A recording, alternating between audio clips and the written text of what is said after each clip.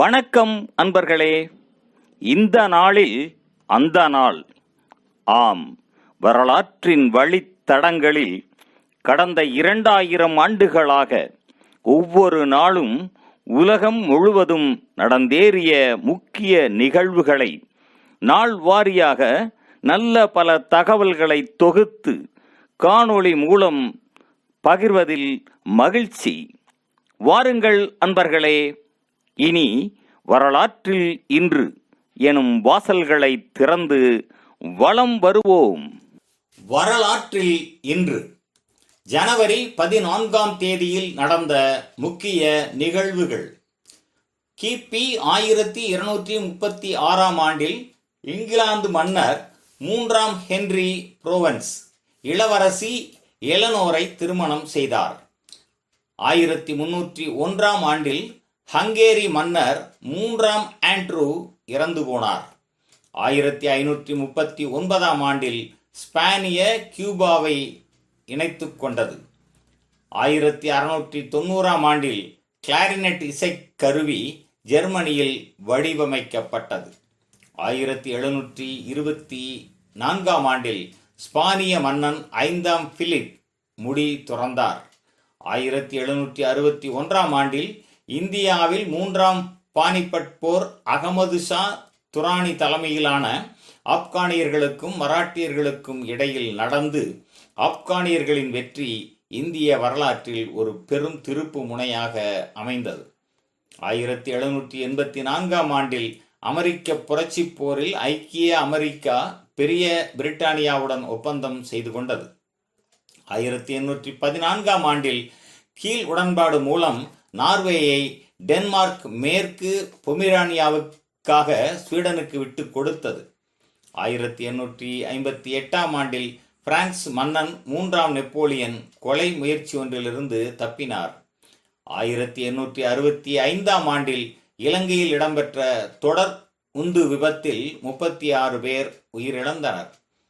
1907ஆம் ஆண்டில் ஜமைக்காவில் இடம்பெற்ற நிலநடுக்கத்தில் 1000க்கும் மேற்பட்டோர் கொல்லப்பட்டனர். 1913ஆம் ஆண்டில் கிரேக்கம் துருக்கியரை பிசானி என்ற இடத்தில் நடந்த சமரில் வென்றனர்.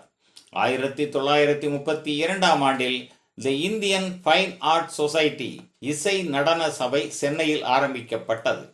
1943ஆம் ஆண்டில் 2ஆம் உலகப் போரில் பிராங்க்லின் ரூஸ்வெல்ட் மற்றும் வின்ஸ்டன் சர்ச்சில் ஆகியோர் கசப்லாங்காவில் சந்தித்து போரின் அடுத்த கட்ட நடவடிக்கைகளுக்கான தீர்மானங்களை எடுத்தனர்.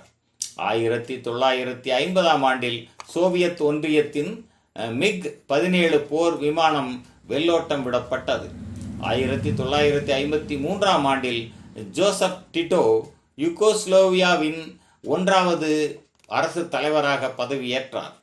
1969ஆம் ஆண்டில் ஹவாய்க்கு அருகில் என்டர்பிரைஸ் என்ற அமெரிக்க கடற்படை கப்பல் ஒன்றில் தற்செயலாக இடம்பெற்ற குண்டுவெடிப்பில் 27 பேர் கொல்லப்பட்டனர். 1972ஆம் ஆண்டில் டென்மார்க் அரசியாக 2ஆம் மார்கரெட் கிரத் முடிசூடினார்.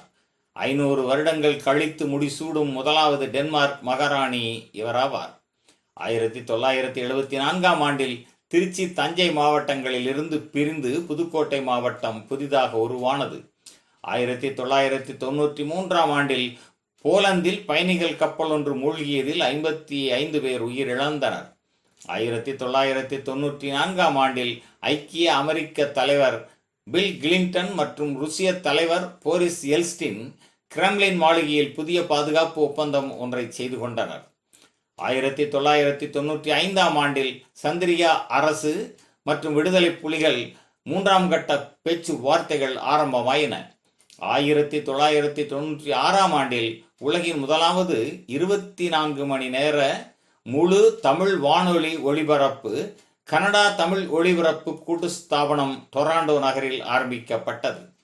1998ஆம் ஆண்டு ஆப்கானிஸ்தானின் சரக்கு விமானம் ஒன்று பாகிஸ்தானில் மலை ஒன்றில் மோதியதில் 50 பேர் உயிரிழந்தனர்.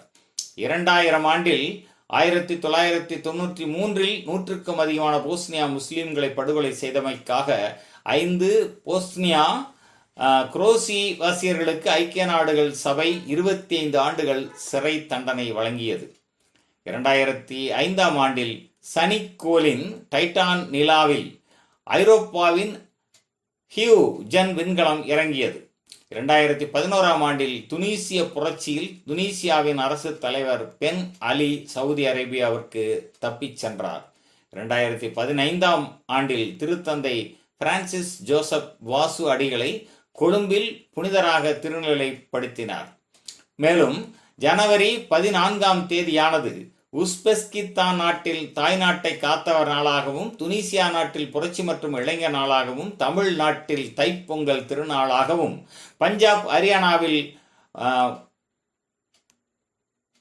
போகி பண்டிகையாகவும், நேபாளத்திலும் மேற்கு வங்காளத்திலும் மகர சங்கராந்தி விழாவாகவும், குஜராத் ராஜஸ்தான் மாநிலங்களில் உத்தராயணம் விழாவாகவும் கொண்டாடப்படுவது சிறப்பாகும். நன்று நண்பர்களே. மற்ற நாட்களுக்கான வரலாற்று நிகழ்வுகளை பிரிதொரு காணொளியில் காண்போம். நன்றி, வணக்கம்.